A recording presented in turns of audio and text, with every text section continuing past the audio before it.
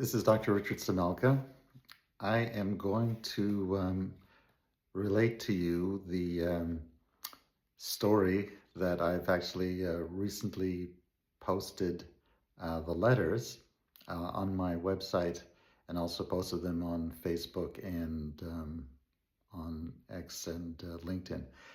And these are 4 documents. The first was my letter to Carol Folt, the Chancellor of UNC Chapel Hill, that I wrote her in early 2016, basically describing that I have, as a Vice Chair of Quality and Safety, brought to the attention of the School of Medicine, and they ignored it, 2 major miscreant physician misconducts. One, that of Paul Jakes, who is allowed to operate drunk as an interventional radiologist. And just in brief, they do the most life and death procedures. But at least from the years 1988 to 2008, when he was discharged, when the chief of surgery at the time, Tony Myers, came in the evening, he happened to come to the interventional radiology suite to observe his patient who was being treated by Paul Jakes. He observed that Paul Jakes was drunk, so he then insisted that he be discharged, fired, and he was fired, and he actually received a full year's salary and $1 million settlement, just, I think, to keep quiet about being fired and the reasons. And so I reported Paul Jakes, who was deceased, I think, some years ago, probably at least 15 years ago.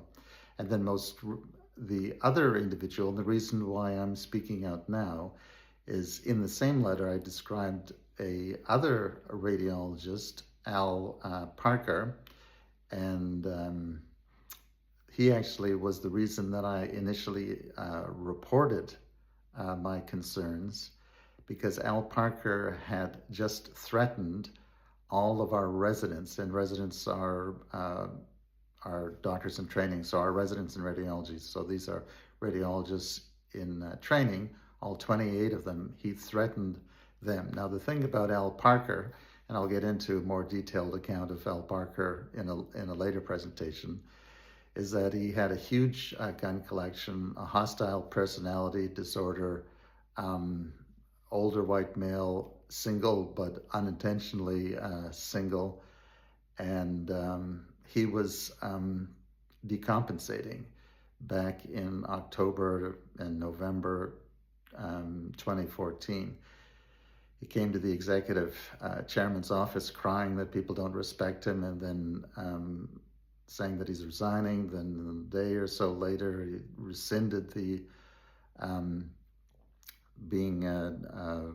stopping working, and all on the basis that someone had spoken to the ombudsman at UNC Chapel Hill complaining about Al Parker. So Al thought it was one of the residents who complained, so he threatened all of them. If the person who complained doesn't step forward and apologize to him, apologize to the chair of the Department of Radiology, apologize to the ombudsman, that he would take action. And he did a number of things beyond what I have the time to talk about now. So this is somebody I knew for 23 years. Now, I was a vice chair of quality and safety. As it happens, I'm also probably the most published expert in the broad subject of safety in radiology. I have studied him for 23 years. Suddenly, and we joked as a faculty that at some point Al was going to go on a killing spree and kill a number of us. Now it was serious. He had threatened the radiologist. The department ignored him. The School of Medicine ignored him. So I contacted Carol Folt. So the response I got back about somebody who had operated drunk for at least 20 years.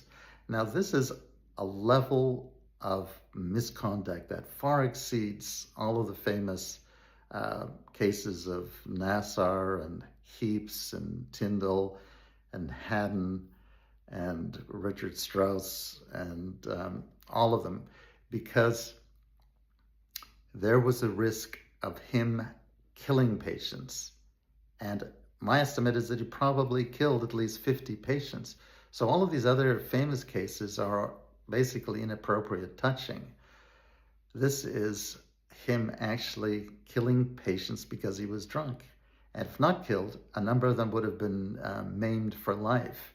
And they do, and what do they do? Well, in brief, they do the most life and death procedures, basically, of any physician. He was allowed to operate drunk. So I posted that letter. Then I posted the response that I got from the provost, which is basically saying, they've both left UNC Chapel Hill, so there's nothing they can do about it, and they're not going to pursue it anymore. So, of course, that's actually what really set me off, because if you think about it, the victims of Richard Strauss at Ohio State University and Reginald Archibald at Columbia, they both died some years before the major cases came out and the major lawsuits against these institutions. So, should all of those victims been told, hey, listen, he's no longer working with us, so, it's nothing we can do. I mean, that was absurd. So I hired an outside attorney, and why I hired an outside attorney is that they knew, the people at UNC and that was my problem. It wasn't just the chair of radiology. It's the head of the legal department and the dean. They knew what was going on. So they were all culpable. So that's why, of course, I had to go. So the provost emails me back that letter. So I'm going to hire an outside attorney. Now, the problem is that Al Parker at the time was alive. And the reason why I'm talking now is that Al Parker is dead. And I called him a mass murderer in waiting. So my wife, was also a radiologist, was in terror of him, as actually were all the chest doctors at UNC in terror of this guy, because unlike the mass murder in Minnesota, where people were saying, he was a nice guy, who would have guessed? Well, guess what? All of us knew that he was at risk. We all thought at some point he was going to explode and go on a killing spree. I thought it was in November of 2014.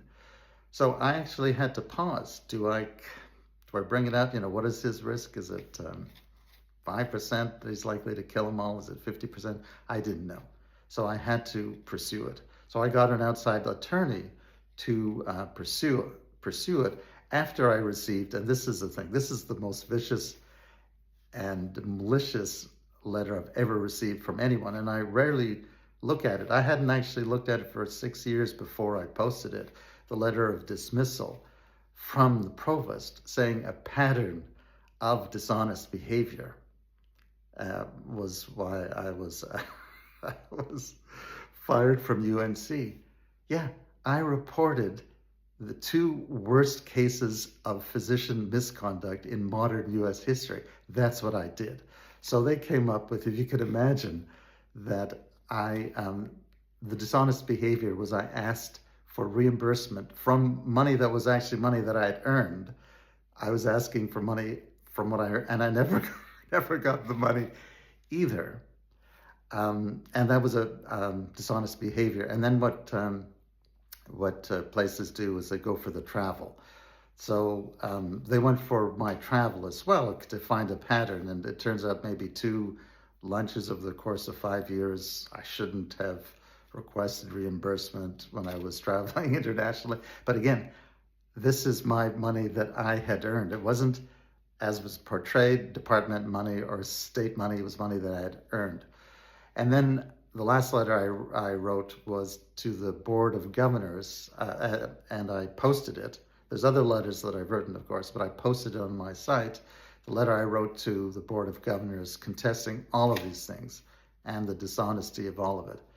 In future presentations, I'm going to talk about the 3 cynical bets and also on the royal flush retaliation. Thank you for your attention.